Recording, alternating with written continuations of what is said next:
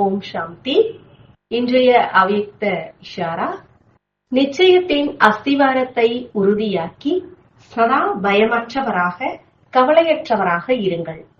எப்படிப்பட்ட கடினமான சூழ்நிலையாக இருந்தாலும் விளையாட்டு என்று புரிந்து கொள்வதன் மூலம் கடுமையான பிரச்சனைகளையும் கூட லேசாக ஆகிவிடும். பல குழந்தைகளிடம் தைரியம் இருக்கிறது. எனவே எந்த ஒரு விஷயம் நடந்தாலும் ஆம் செய்கிறேன், யோசிக்கிறேன் என்று சொல்கின்றார்கள். தைரியம் என்பதோ இருக்கின்றது, ஆனால் நம்பிக்கை என்பது இல்லை.